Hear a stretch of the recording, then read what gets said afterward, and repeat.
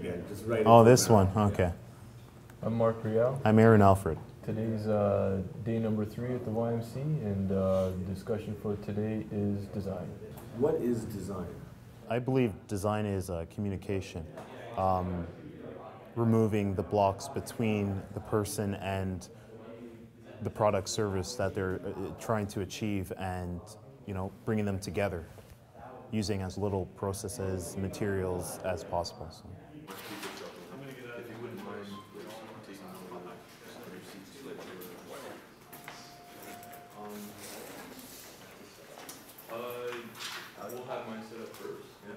My name's Dan Jacob, and I work at TELUS in event marketing. I've used Photoshop, I've used like some basic HTML editors, but nothing too sort of complex. I think my hope here with the course is to figure out better ways to use those tools and kind of understand like more trends in the industry as well.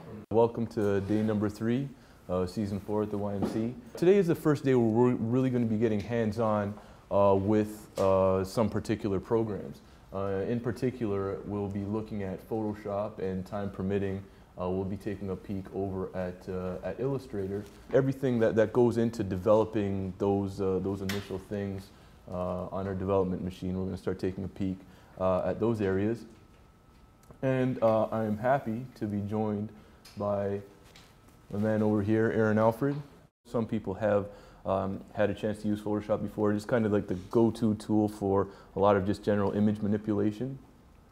But some of you may not have had experience with it for like building interfaces and interface design. So that's where Alfred's going to come in and shed some light on that. My name is Hazel. Still a student at York, still doing business and marketing, and I'm back because I'm really interested in this whole design aspect. I remember you said you were into photography, so have you used Photoshop a lot for that? I have, yeah. So like they were mentioning before, it's really good in terms of photo editing. So I do a lot of that in Photoshop. So learning about this, how I can incorporate into making a website, was key for me today. So one of the things, like in different projects, sometimes they'll have pre-existing branding that we'll have to work with, right? So logos, typography, and that kind of thing. But a lot of times what ends up getting delivered to you is the brief. Yeah, the brief. So I guess maybe if you want to kind of go over what gets handed off to you or what you need to get started in with doing your job. Ultimately, I get a brief. We could get logos, so that's sort of optional, because sometimes we get that later in the process. We get a description of the who, what, where, why, when of the company, so I'm understanding the brand identity. A goal, because it's all goal-based, right? We're not just building it because we're obligated to build for the web. The medium. So will this be on the computer? What browsers are we targeting? Mobile environments, those kind of things. A lot of times I'll get an existing a website, so I would group that in something I call collateral. So that could be pamphlets, business cards, this, that, whatever. That's more or less where I begin. My name is Naeem Lakhani. I'm working on a project called Foursquare Canada. It's like a side project I'm doing outside of my job, and I feel like this will give me some background and some hands-on experience to work with the other guy who's developing the site for us. Well, it's just been good to see the design process, or the way to come up and storyboard or thumbnail these things. We found when coming up with ideas, it just they race through your minds. There's so many different things, and without getting them on paper in a structured or organized way, then it's hard to keep track. So this is really helping with that process. Okay. So we're designing. What you see on here is just the elements. These are things that you're going to receive from your project manager, or if you're working for yourself, these are things that you're going to have to consider when putting your website together. All they are pieces of the puzzle, Lego blocks. So ultimately we're building a wireframe. It's very costly in this field to build without a plan. So a lot of my work goes into the planning stage, and I do that by using or creating wireframes. So today I'm going to be showing you all these things, how to use layers, guides, how to make sure that all your elements are lined up the way they are, measured, perfect, branding the wireframe. So, you know, logo, does it look like the company? Does it represent the company? Say I want to build a website for people who enjoy the shopping channel. I probably would get on my phone and be like, hey mom, I'm going to build you a website. And then I would ask her a few questions. On this website, if I included this element, say like a video, right? Or let's just get visual with this, okay. So if I had a video on here, does that speak truth to you? Will you respond to that? And if she says, well, Aaron, yeah, I like videos because I'm watching the shopping channel and that's how I digest my information. So yeah, I would like that, okay? That's an element. Then if I said, hey mom, I'm going to include a Twitter feed on this. It's possible that she could say, I don't even use Twitter. So I wouldn't include that, or I would put that on a lower priority. So you kind of get that understanding that I'm testing the person who's going to use that, you know, website. I'm testing all these elements, measuring it by the way that they use the internet. One of the benefits of Illustrator is that it's all kind of part of the same parcel. So if you become familiar with the toolbars in Photoshop, like kind of getting going with Illustrator isn't too much trouble beyond that. The main difference is the difference between vector illustration and bitmap. A lot of times what you'd find is Illustrator would be used for logos, anything kind of typography and vector graphics and stuff like that, whereas Photoshop will often be used for like raster imagery, taking photos and refining and editing photos. What Illustrator is used for is just laying down points, and then the program itself actually calculates the math in between those points. Animation and stuff like that, a lot of times Illustrator will be the go-to tool to make that vector animation so you can scale in, pan out. Like a lot of even cartoons these days, they'll actually be done in Flash. I was actually surprised when I saw the list of cartoons, like rather than any other types of programs, something that comes with all this stuff here. It's done in Flash. Silverlight's the same thing. A lot of sophisticated animations can get done in those, and they're all based on vector. Design is extremely important for a website because I think I know at least for me, when I see the website and it doesn't look legitimate and it doesn't look like people have put thought into it, I leave. It's kind of your gate to the rest of the story you want to tell viewers, the content. So it's important that you can attract them in that way with good design.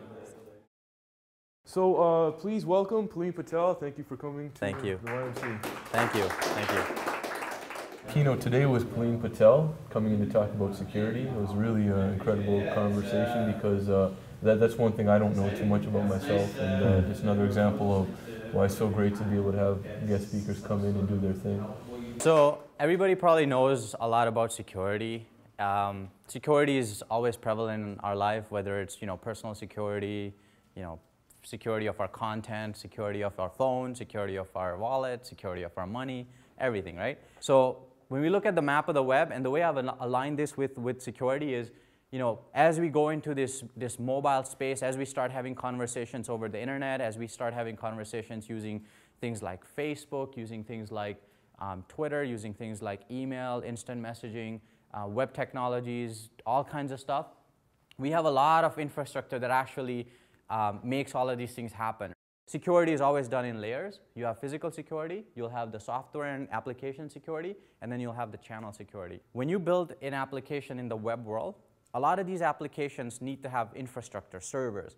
Most of the time, if you're a small company or if you're an independent developer or you're just starting off, you may not have all of that manpower and the economies of scale to actually put it in a large data center and make sure that it's secured. But you'd still put it in a secured location where nobody else can get to it, whether it's your parents' basement or your basement, whether it's in a closet that you have sitting in your den or somewhere. But you're trying to keep that secured because whatever graphics you're designing, whatever code that you're implementing, whatever kind of things that you're implementing, those are all intellectual property that belongs to you. And you wouldn't want to have that get out there to somebody so somebody can steal it and all that. Same thing with software and applications. So a lot of times when you write applications, we put controls in there that say, nobody else should be able to actually go and look at the code. What they would see is the nice, pretty front end, and how when you go to Amazon and you look at, I want to click this button and add this shopping cart. There's code that goes behind it, and all of that code is intellectual property. And then the channel is when you try to access that Amazon website, there's a lot of security actually coming into play right there and then. So let's look at a web application, Gmail, for example. And how does Gmail work? In order for Gmail to actually run, you're going to have some sort of, a server. And this server is housed in what we call a data center. So, somewhere in California or in England or somewhere in Germany, there are a bunch of data centers that Google has where there's millions and millions of these servers that run and power Gmail. So what they do is, when we talk about over here physical assets, this server has to be physically secured so that nobody can get to it. So what do they have? They have, different kinds of things. They have actual, the premises is secured.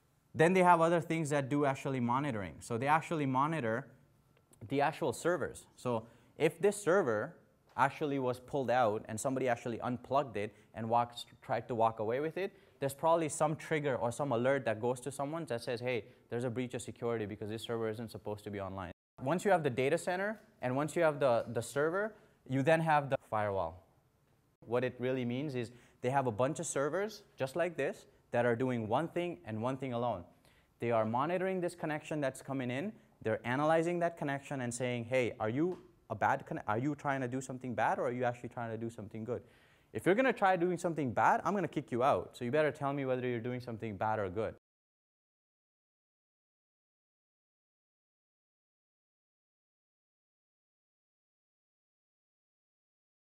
Yeah, it was fun, man. Finally got our hands on some production programs there. Finally got to tear into a program and show some techniques. Last week we talked about wireframes and stuff like that, and site planning and those types of strategy things. And today was about starting to discuss implementing the branding on it. Right? So colors, starting to discuss placement of logo and that kind of thing. So trying to incorporate the look and the style and the feel of the site in the actual planning.